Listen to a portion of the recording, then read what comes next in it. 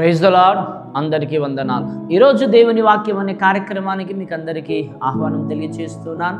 నేటి దిన మూల వాక్యముగా ఆదికాండము 22వ అధ్యాయము 17వ వచనాన్ని చదువుకుందాం. నేను నిన్ను ఆశీర్వదించి ఆకాశ నక్షత్రం వలెను సముద్ర తీరమందలి ఇసుక వలెను నీ సంతానమును నిత్యముగా చేసేదను. నీ సంతతి వారు తమ శత్రువుల గవిని స్వాధీనపరుచుకొందురు. నిత్యముగా విస్తరింపచేసేదను. నీ సంతతి వారు తమ శత్రువుల గవిని స్వాధీనపరుచుకొందురు. చూడండి ప్రియులారా, ఇక్కడ చదివిన లేఖన భాగంలో అబ్రహాముతో దేవుడు మాట్లాడుతూ ఉన్నాడు. అబ్రహాముతో దేవుడు మాట్లాడి తనతో ఒక చక్కటి విషయాన్ని జ్ఞాపకం చేస్తూ ఉన్నాడు. తనకు తెలియచేస్తున్న మాట ఏమిటంటే, చూడండి ప్రియులారా, నేను నిన్ను ఆశీర్వదించేదను. ఆకాశ నక్షత్రం వలె సముద్ర తీరమందలి ఇసుక వలె నీ సంతానమును విస్తరింపచేసేదను. ఇది ఒక ఆశీర్వాదం. ఇక రెండవ ఆశీర్వాదము ఏమిటంటే ప్రియులారా, ఆదికాండము 48వ అధ్యాయము 4వ వచనాన్ని చదువుకుందాం. ఇదిగో నీకు సంతానాభివృద్ధి పొందించి నిన్ను విస్తరింపచేసి నీవు జనముల సమూహమగునట్లు చేసి నీ తరువాత నీ సంతానమునకు ఈ దేశమును నిత్య స్వాస్థ్యముగా ఇచ్చేదనని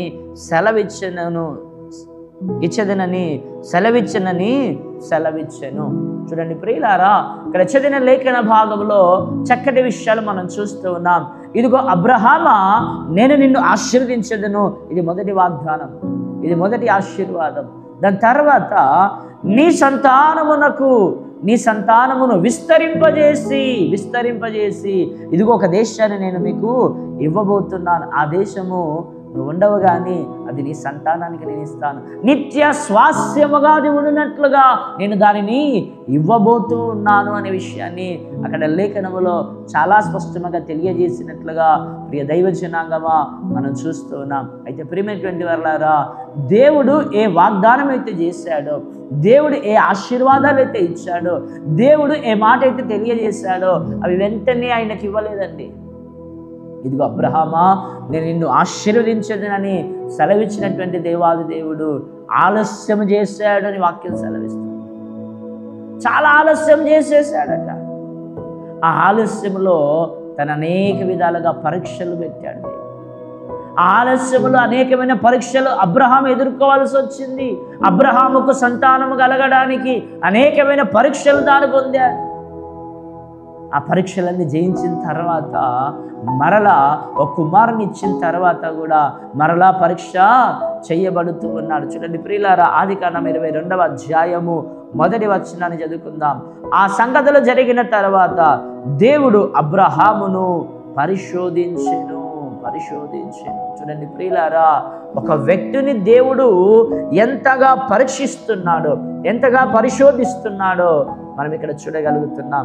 అబ్రహాముకి ఇచ్చిన వాగ్దానపు నెరవేర్పులు, అబ్రహాము సంతానానికి ఇచ్చిన వాగ్దానపు నెరవేర్పులు వారి జీవితాల్లో వారు రుచి చూడాలి అని అంటే, అవి నెరవేర్చబడాలి అని అంటే పరిశోధిస్తున్నాడు దేవుడు అని వాక్యం సెలవిస్తుంది.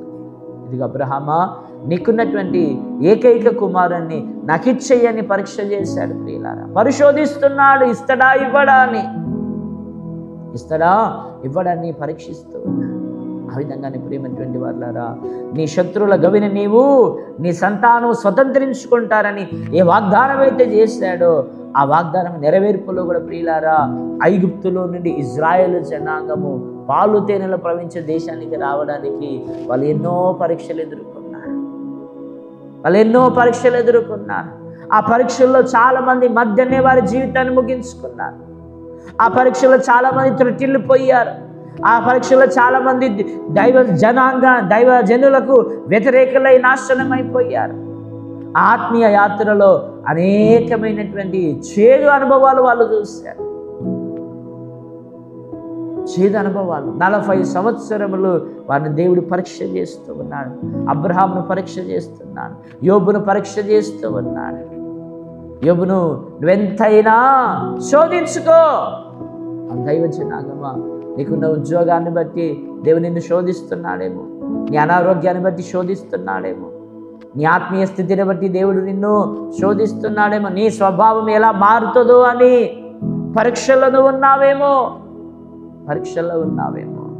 ఈ పరీక్షల్లో రకరకాల శోధనలు, ఆశలు, రకరకాల బాధలు, వేదనలు, రకరకాల ఇబ్బందులు నువ్వు ఎదుర్కోవాల్సి వస్తుందేమో. ఈ ఉదయకాల సమయంలో ఒకసారి ఆత్మ పరిశీలన చేసుకో. దేవుడు నీకు వాగ్దానం ఇచ్చి ఉన్నాడు. ఏ వాగ్దానము? నిన్ను దీవిస్తానని, నీ కుటుంబాన్ని దీవిస్తాను, నీ పరిచర్యను దీవిస్తానని, నీ సంఘమును దీవిస్తానని, నీ వంశాన్ని దీవిస్తానని, నీకు ఉద్యోగం ఇస్తానని, నీకు మంచి స్థితిని కలగజేస్తానని. ఈ సంవత్సరం ఎన్నెన్నో వాగ్దానాలు నీకు ఇచ్చి ఉండవచ్చు. నీ పుట్టుకలో ఇచ్చి ఉండవచ్చు, చిన్ననాటి నుంచి నీకు ఉండవచ్చు. ఎన్నో దర్శనాలు కలిగి ఉండవచ్చు, ఎన్నో ప్రమాణపు వాగ్దానమును కలిగి ఉండవచ్చు. అవన్నీ నెరవేరబడాలి అని అంటే నీ జీవితంలో పరీక్షలు ఎదుర్కోవాలి. పరీక్షలు ఎదుర్కోకుండా పాస్ అవ్వలేవు. పరీక్షలు పాస్ అవుతేనే పై తరగతులకు వెళ్తావు. ఆధ్యాత్మికమైన ఉన్నతమైన ఆశీర్వాదాలను రుచి చూడాలి అని అంటే ఏం చేయాలి? పరీక్షలు ఎదుర్కోవాలా. లేమైన పరీక్ష వచ్చిందేమో, ధనము సమృద్ధిగా వచ్చిన పరీక్ష వచ్చిందేమో. లేమి ఎక్కువైపోయినటువంటి వాడు ఏం చేస్తాడు? నా బాధలు ఎవరికి చెప్పను, ఇంట్లో ఉంటే దేవుడు ఏమైనా ఇస్తాడని వాడు పనికి పోతాడు. డబ్బు ఎక్కువైపోయింది అనుకో, దేవుడే అవసరం లేదంట. కనుక ప్రియమైనటువంటి వారులారా, ఏ పరీక్షలైతే నీ జీవితంలో వస్తున్నాయో, ఏ పరీక్షలైతే నువ్వు ఎదుర్కొంటున్నావో, ఆ పరీక్షల్లో నీ విశ్వాసాన్ని కోల్పోకు, నీ భక్తిని కోల్పోకు, నీ సహవాసాన్ని కోల్పోకు, నీ ప్రార్థన జీవితాన్ని కోల్పోకు, నీ ఆత్మీయతని కోల్పోకు. కోల్పోయే పరిస్థితి వచ్చింది అని అంటే పరీక్షల్లో ఫెయిల్ అవుతున్నామని అర్థం. పరీక్షల్లో ఫెయిల్ అవుతున్నామని అర్థం. ఒక మనిషి భూలోకంలో చదువుతున్నటువంటి చదువుల్లో వాడు పాస్ అయి పై తరగతులకు వెళ్ళాలి అని అంటే 6 పరీక్షలు ఎదుర్కోవాలి. ఉద్యోగం సంపాదించాలంటే పరీక్షలు ఎదుర్కోవాలి. ఒక స్థితికి నువ్వు పైకి పోవాలి అంటే కొన్ని పరీక్షలు ఎదుర్కొంటేనే పైకి పోతావు. ఆ విధంగా నీ ఆధ్యాత్మికమైన స్థితిలో దేవుని వాగ్దానాలు నీ జీవితంలో, దేవుని ఆశీర్వాదాలు నీ జీవితంలో నువ్వు రుచి చూడాలి అని అంటే ఏం చేయాలి? పరీక్షలు ఎదుర్కోవాలి. యేసుక్రీస్తు వారు నేటి బాప్తిజం తీసుకున్న తర్వాత, ఇదిగో ఇతను నేను ఏర్పరచుకున్న నా ప్రియ కుమారుడు, ఇతని యందు నేను ఆనందించుచున్నానని దేవుడు చెప్పిన వెంటనే లేఖనాలు గమనిస్తే ప్రియులారా, శోధించబడడం ప్రారంభించబడ్డాడు. శోధించబడుతున్నాడు సాతాను ద్వారా. అయితే సృష్టికర్త అయినటువంటి దేవాది దేవుడు ఒక్కటే మాట అంటున్నాడు, సాతానా పొమ్ము, దేవుని కుమారుడు దేవునికి లోబడాలి, సైతాను కాదు. కనుక ప్రియమైనటువంటి వారులారా, ఇన్నిటి ఉదయకాల సమయంలో సమస్యలకు భయపడకు, శోధనలకు భయపడకు, ఇరుకులు ఇబ్బందులకు వ్యాధి బాధలకు భయపడకు. దేవుడిచ్చిన వాగ్దానాన్ని జీవితంలో నెరవేర్చబడడానికి వస్తున్న శ్రమల్లో గట్టిగా ధైర్యంగా నిలబడు. ప్రార్థన చెయ్యి, ప్రార్థన పూర్వకంగా ఉండు. నీ ప్రార్థనే నీ ఆయుధముగా పెట్టుకో, నీ భక్తియే నీ ఆయుధంగా పెట్టుకో. యోబు గ్రంథకర్త అంటాడు కదా, నీ భక్తి నీకు ధైర్యం పుట్టించదా. ఈ సమస్యలు ఏం కావాలి? నీకు ధైర్యం కావాలి. ఆ ధైర్యం ఎక్కడి నుంచి వస్తుంది? భక్తిలో నుండి వస్తుంది. నీకున్న చిన్న సమస్యలు, చిన్న చిన్న బాధలు, చిన్న చిన్న వేదనలు, చిన్న చిన్న కష్టాలకే నువ్వు దేవునికి దూరం అయిపోతే ఎలా? కొత్తగా పెళ్ళైన ఒక జంట దైవ సన్నిధికి వచ్చిందటండి. దైవ సన్నిధికి వచ్చిన తర్వాత వాళ్ళు ఆ సేవకునితో ప్రార్థన చేయించుకున్నారట.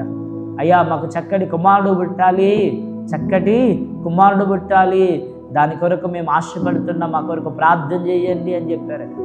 అలా ప్రార్థన చేసిన తర్వాత ఆ సేవకుడు అన్నాడట, అమ్మా మీరు చక్కగా దేవుని సన్నిధికి రండి, దేవుడు అద్భుతమైన కుమారుడు మీకు ఇవ్వబోతున్నాడు, ఇది ఈ సంవత్సరం వాగ్దానం, ఇది మీరు రాసి పెట్టుకోండి అని చెప్పాడట ఆయన. సరే మంచిదని నమ్మారు, విశ్వసించారు. ప్రతి ప్రార్థనలకు వాళ్ళు అటెండ్ అయ్యేవారట. ఒకవేళ ఒకరు రాకపోయినా ఒకరు భార్యాభర్తలు ఎవరో ఒకరు వచ్చేవాళ్ళట. అలా కొంతకాలం గడిచిన తర్వాత, కొన్ని నెలలు గడిచిపోయిన తర్వాత వారికి గర్భఫలము దేవుడు అనుగ్రహించాడు. చక్కటి బాబు పుట్టాడట. బాబు పుట్టిన తర్వాత 1 సంవత్సరం తర్వాత మరలా ఆ ఇంటికి ఒకరోజు సేవకుడు దర్శించాడట. దర్శించి, అమ్మా ఏంటి ప్రార్థనకు రావట్లేదు అని అంటే ఆ సహోదరి అంటుందట, పిల్లవాడితో ఎక్కడ తీరుతుందయ్యా అన్నదట. పిల్లవాడితో తీరట్లేదు అన్నదట. ప్రియులారా, ఇప్పుడు తప్పు ఎవరిది? దేవుని సన్నిధికి రాకుండగా పిల్లవాడు ఇచ్చింది తప్పెవరిది? దేవుడే. కనుక ప్రియమైనటువంటి వారలారా, నీకు వచ్చేటువంటి ఆశీర్వాదాలు ప్రార్థనలు చేసి ఏవైతే పొందుతున్నావో అవి నిన్ను దేవునికి దూరం చేస్తున్నాయి అని అంటే దానికి గల కారణం ఏంటో తెలుసా? నువ్వు ఓడిపోతున్నావు. నువ్వు దేవుడు అడిగింది నీకు ఇచ్చాడు, అని తప్పు చేయలేదు, అడిగింది ఇచ్చాడు, కానీ నీ నమ్మకాన్ని నువ్వు కోల్పోతున్నావు, నీ విశ్వాసతను కోల్పోతున్నావు, నీ భక్తిని కోల్పోతున్నావు. అడుగుడి మీకు ఇవ్వబడినన్నాడు, ఆయన అడిగానని ఇచ్చాడు, కానీ నీ విశ్వాసాన్ని కోల్పోతున్నావు. కనుక ఈ ఉదయ కాల సమయం ముందు వాగ్దానములు ఇచ్చువాడు ఆయనే, వాగ్దానం నెరవేర్చువాడు ఆయనే. ఆ వాగ్దానములు నెరవేర్చబడుతున్న సమయంలో పరీక్షలు నీ జీవితంలో ఎదురవుతాయి. ఆ పరీక్షల్లో నీ నమ్మకత్వాన్ని కనపరుచుకుంటే అద్భుతమైన ఆశీర్వాదాలు ఇంకా నువ్వు రుచి చూస్తావు. అట్టి భాగ్యం దేవుడు మనకిచ్చును గాక. ఆమె ప్రార్థన చేసుకుంటాం. పరిశుద్ధులని వందనాలు, స్తోత్రాలు. ఈ నీ మాటలు నాలో మాలో అందరిలో ఫలింపజేసి మహిమ పొందమని క్రీస్తు పెట్టి వేడుకుంటున్నాం తండ్రి.